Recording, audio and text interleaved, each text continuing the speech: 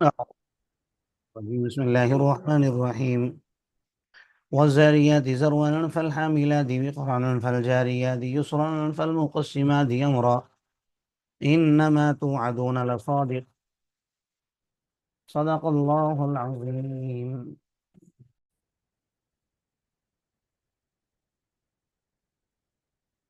جی، یہ سورۃ الذاریات ہے. اس کا پہلا لفظ ہے سورت کا والذاریات. اسی مناسبت سے سورت کا نام سورۃ الذاریات رکھا ہے. راجح قول کے مطابق یہ مکی سورت ہے، مکہ مکرمہ میں نازل ہوئی ہے، اس لیے اس مناسبت سے آگے مکیہ کا لفظ ہے. وہی ستون آیۃ و ثلاث رکوعات، اور اس میں 3 رکوع ہیں اور 60 آیات ہیں، اور تقریباً 360 کلمات ہیں، اور 1279، یعنی 12 7 9 1279 حروف ہیں.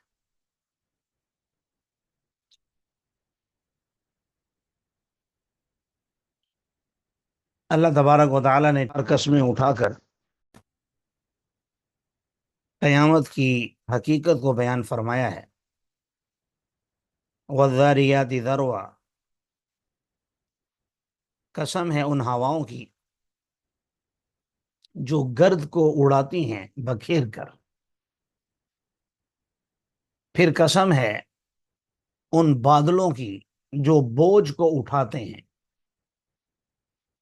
پھر قسم ہے ان ہواؤں کی جو آسانی کے ساتھ چلتی ہیں. فالمقسمات امرا، پھر قسم ہے ان فرشتوں کی جو معاملات کو تقسیم کرتے ہیں. سوائے اس کے نہیں تم سے ایک سچی بات کا وعدہ کیا گیا ہے.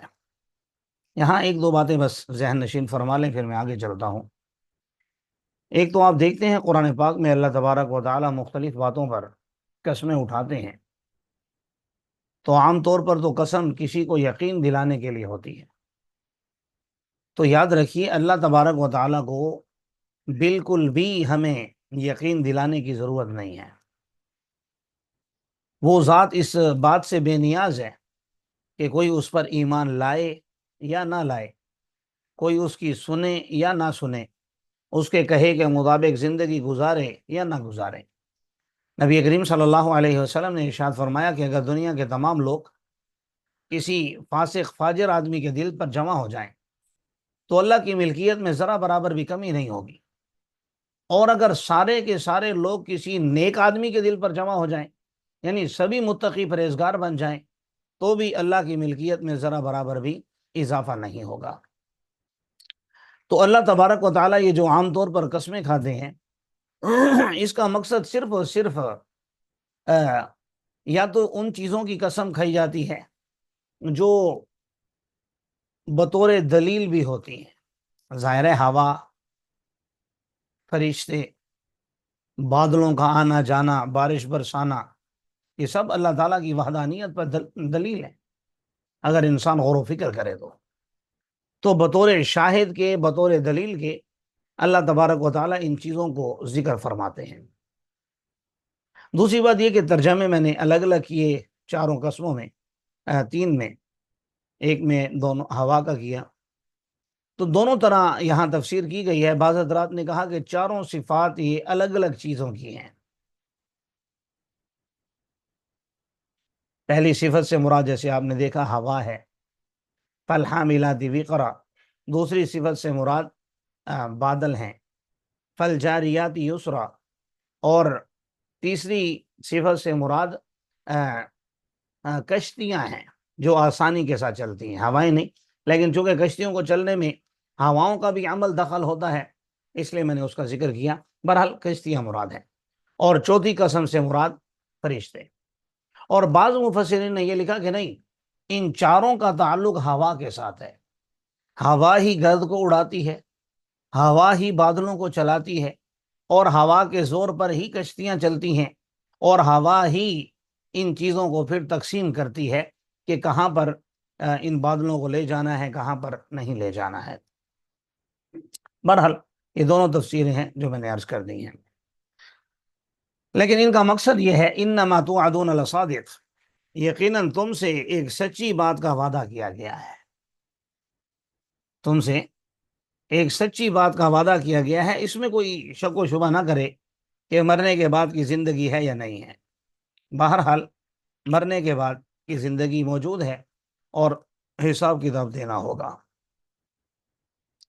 یقیناً روز جزا واقع ہو کر رہے گا۔ وَالسَّمَاءِ ذَاتِ الْحُبُكِ، قسم ہے آسمان کی جو مختلف راستوں والا ہے، قسم ہے آسمان کی ذات الحبک، بعض نے ترجمہ کیا جو جالی دار ہے، لیکن جالی دار سے بھی اشارہ اسی بات کی طرف ہے کہ راستوں والا ہے، تو اس لیے میں نے ترجمے میں ہی راستے عرض کر دیا تاکہ بات سمجھنے میں آسانی ہو۔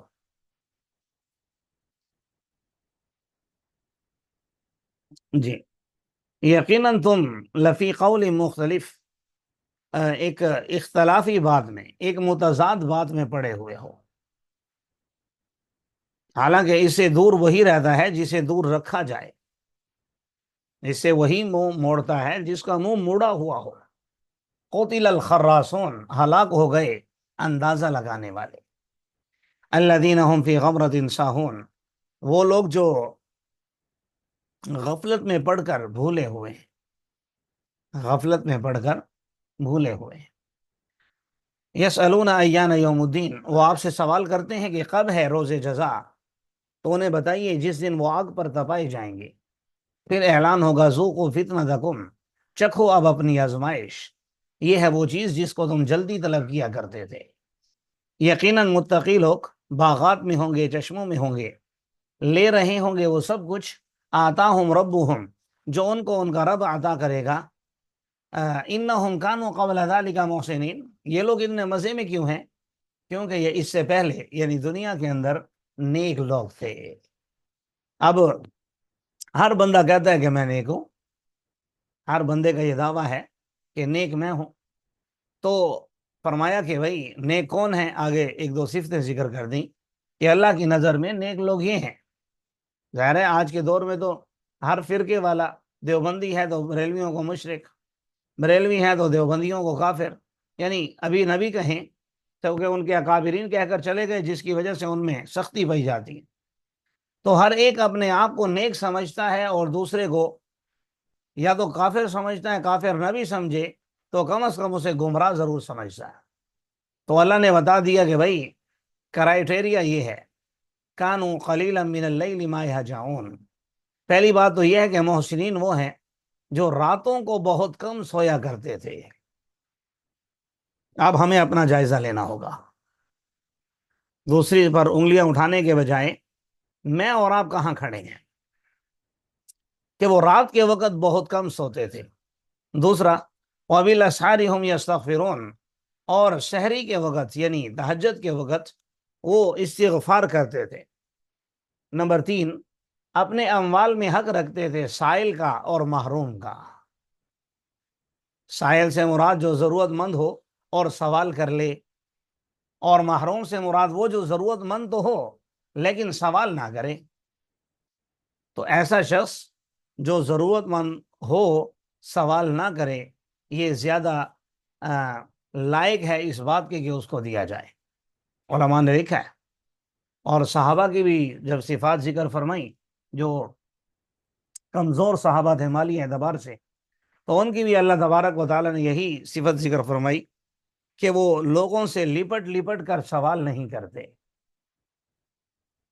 بلکہ اپنے آپ میں رہتے ہیں بس۔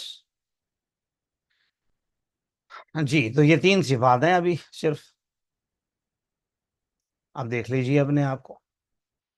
وفی الارض آیات للموقنین، اور زمین میں نشانیاں ہیں یقین کرنے والوں کے لیے، اور تمہارے اپنے اندر بھی، کیا تمہیں دکھائی نہیں دیتا؟ آسمان میں جہاں تمہارا رزق ہے، وما توعدون، وہ عذاب بھی ہے جس کا تم سے وعدہ کیا گیا ہے، یا اگر عذاب مراد نہ ہو تو سور بھی مراد لے سکتے ہیں۔ جو سور پھونکا جائے گا، حضرت اسرافیل علیہ الصلوۃ والسلام پھونکیں گے، وہ بھی ظاہر آسمانوں سے آواز آئے گی جس سے سب بے ہوش ہو جائیں گے، اور دوسری مرتبہ پھونکنے پر سب بیدار ہو جائیں گے۔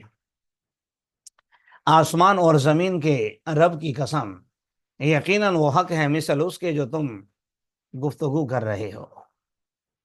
جیسے تمہارا یہ بولنا حق ہے یا قرآن کی تلاوت کرنا حق ہے، تو ایسے قیامت آنا بھی حق ہے۔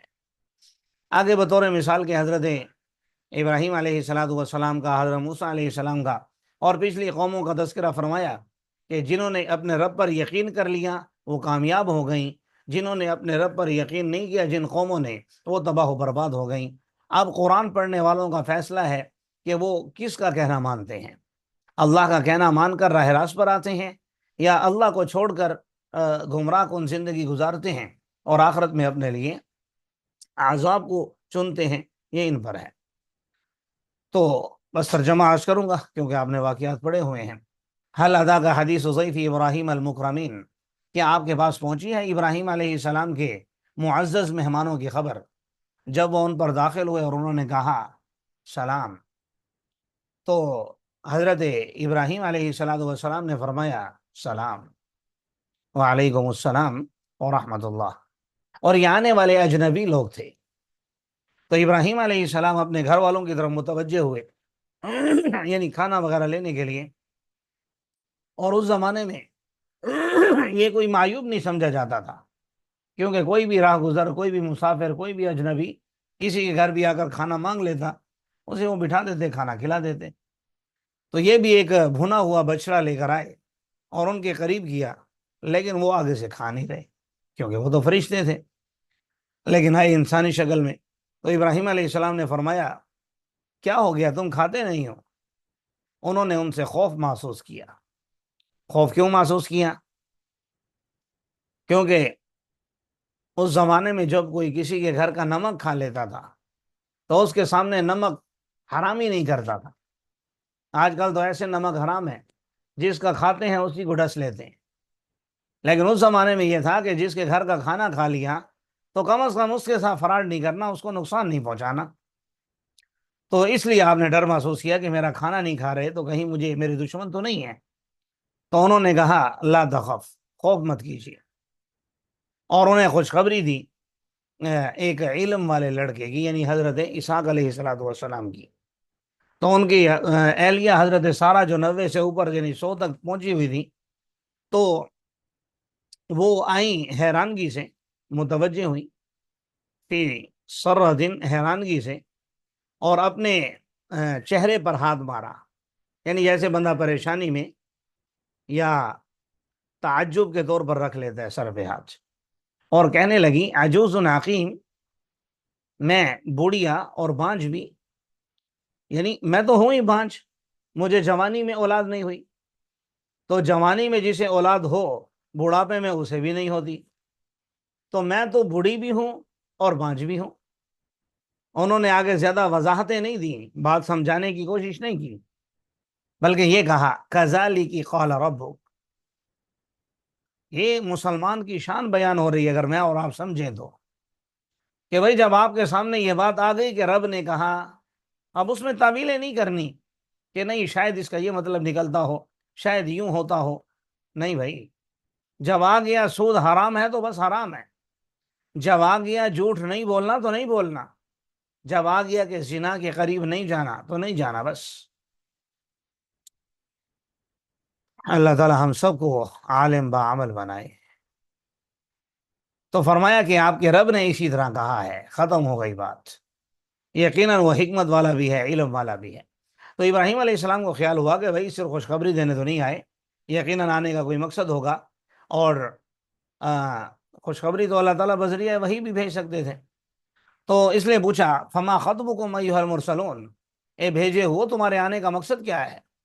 انہوں نے کہا کہ ہم بھیجے گئے ہیں ایک مجرم قوم کی طرف تاکہ ہم ان پر مٹی کے پتھر برسائیں، مسومۃ عند ربک، جو نشان زدہ ہوں گے آپ کے رب کی طرف سے حد سے تجاوز کرنے والوں کے لیے۔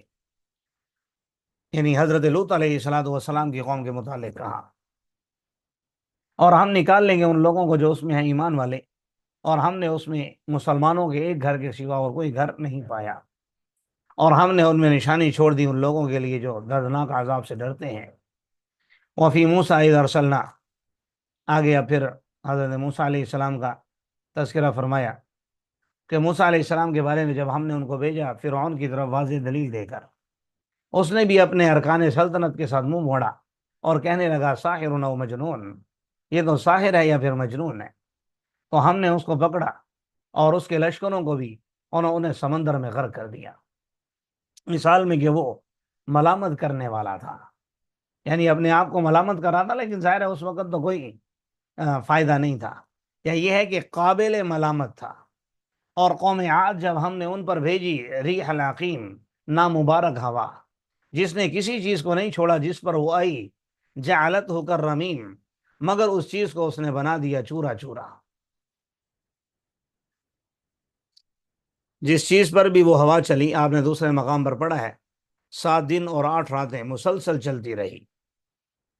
تو یہاں چورا چورے سے مراد کوئی رمیم اس چورے کو نہیں کہتے یہ جو گھاس کا ہو جاتا ہے، بلکہ جو ہڈیاں ہوتی ہیں ان کو اگر توڑا جائے ٹکڑے ٹکڑے، پھر ان کو کوٹا جائے، وہ جو چورا ہوتا ہے ہڈیوں کا چورا مراد ہے، اتنی سخت ہوا۔ اور قوم سمود جب ان سے کہا گیا کہ نفع حاصل کر لو ایک مدت تک، لیکن مہلت کے باوجود انہوں نے اپنے رب کے حکم سے روگردانی کی، تو ان کو ایک آواز نے پکڑا جس سے سب کے کلیجے پھٹ گئے، حالانکہ وہ سب کچھ دیکھ رہے تھے۔ فما استطاعوا من قیام، نہ تو وہ اٹھنے کی طاقت رکھتے تھے اور نہ ہی وہ ایک دوسرے کیا سے مدد کر سکتے تھے، آنے والوں سے انتقام لے سکتے تھے، کچھ بھی نہیں کر سکتے تھے۔ اور قوم نوح کو بھی پہلے ہم نے غرق کر دیا تھا، یقیناً وہ بھی نافرمان لوگ تھے۔ اب دیکھیں یہاں تک نافرمان قوم لوط، قوم فرعون اور قوم نوح اور حضرت موسیٰ علیہ السلام کی، یعنی جنہوں نے نافرمانی کی، فرعون وغیرہ، اور ابراہیم علیہ السلام کی قوم، اور حضرت لوط علیہ السلام، اور حضرت ہود اور حضرت صالح علیہ السلام کی قوموں کا تذکرہ فرمایا، اور یہ بتلایا کہ بھائی جو راہ راست پر نہیں آئیں تباہ و برباد ہو گئی۔ اب آپ کیا کر رہے ہیں، آپ کو سوچ لینا چاہیے۔ آگے پھر کچھ دلائل ذکر فرمائے ہیں اللہ تعالیٰ نے اپنی قدرت کے، کہ اور آسمان کو ہم نے اپنے ہاتھوں سے بنایا، وَإِنَّا لَمُوسِعُونَ، اور کتنا وسیع ہم بنانے والے ہیں، اور زمین کو ہم نے بچھایا، فَنِعْمَ الْمَاهِدُونَ، کتنا بہترین ہم بچھانے والے ہیں۔ ہر چیز کو ہم نے جوڑے جوڑے بنایا تاکہ تم نصیحت حاصل کرو۔ نصیحت حاصل کرنے کا تقاضا یہ ہے فَفِرُّوا إِلَى اللَّهِ، اللہ کی طرف دوڑو۔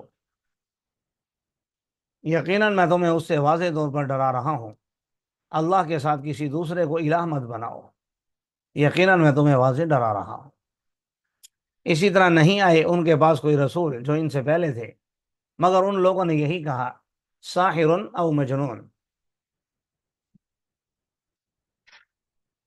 کہ یہ آنے والا ساحر جادوگر ہے یا دیوانہ ہے۔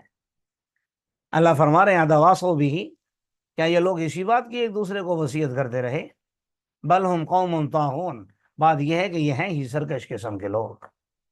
آپ ان سے رخ پھیر لیجئے، آپ پر کوئی الزام نہیں ہے، آپ نصیحت کیجئے، کیونکہ ایمان والوں کو نصیحت نفع دیتی ہے۔ میں نے انسان اور جنات کو نہیں پیدا کیا مگر اس لیے تاکہ وہ میری عبادت کریں۔ ما ارید منہم من رزق، میں ان سے کوئی رزق نہیں لینا چاہتا، بلکہ اور نہ ہی میں ان سے یہ چاہتا ہوں کہ مجھے کھانا کھلائیں۔ پہلے زمانے میں یہ ہوتا تھا، کوئی بڑا ہونے کا دعویٰ کرے تو لوگ کہتے تھے کہ یہ شاید اس لیے دعویٰ کر رہا ہے تاکہ اس کو کھانا دیا جائے، تاکہ ہم اس کو کما کر دیں۔ یہی حکمتیں لکھی ہیں کہ اہل بیت کے لیے جو زکوٰۃ لینا حلال نہیں ہے، تو اس میں ایک حکمت یہ بھی لکھی ہے علماء نے کہ اگر رسول اللہ صلی اللہ علیہ وسلم کے لیے زکوٰۃ کا پیسہ لینا جائز ہوتا تو اعتراض کرنے والے کہہ سکتے تھے کہ اس نے تو معاذ اللہ نقل کفر کفر نباشد اپنی عیاشی کے لیے اور اپنے خرچے کے لیے اور ہم سے پیسے لینے کے لیے ایسا کیا ہے۔ تو اس لیے اللہ تبارک و تعالیٰ نے تو اپنے پیغمبر کو، اپنے محبوب صلی اللہ علیہ وسلم کی عزت کو، ہر چیز کو محفوظ رکھنا تھا، تو اللہ تعالیٰ نے یہ کہہ دیا کہ بھائی اہل بیت کے لیے زکوٰۃ استعمال نہیں ہو سکتی۔ اور بھی وجوہات ہیں، بس ایک نقطہ میں نے ذکر کیا کہ اس لیے آپ استعمال نہیں کرتے تھے، تاکہ کل کو یہ نہ کہہ سکے کہ بھائی زکوٰۃ اس لیے لیتے ہیں تاکہ استعمال کریں خود۔ بلکہ حضرت محمد عربی صلی اللہ علیہ وسلم نے جب ان کو بھیجا معاذ بن جبل کو یمن کی طرف گورنر بنا کر، تو ان سے کہا کہ ان سے زکوٰۃ لینا اور ان سے کہنا بھائی تمہارے امراء سے لے کر تمہارے غرباء پر لوٹا دی جائے گی، تم لوگوں کو ہی واپس ملے گی بس۔ یقیناً اللہ تو خود رزاق ہے، وہ تو خود لوگوں کو دینے والا ہے، ذو القوت المتین، طاقتور بھی ہے، زبردست بھی ہے۔ یقیناً ان لوگوں کے لیے جنہوں نے ظلم کیا ان کے ڈھول بھر چکے ان کے ساتھیوں کی طرح، لہذا مجھ سے جلدی طلب نہ کرو۔ ہلاکت ہے ان لوگوں کے لیے جنہوں نے کفر کیا ان کے اس دن جس کا وہ وعدہ کیے گئے ہیں۔ اللہ تعالی ہم سب کی دنیا اور آخرت کی رسوائیوں سے حفاظت فرمائے۔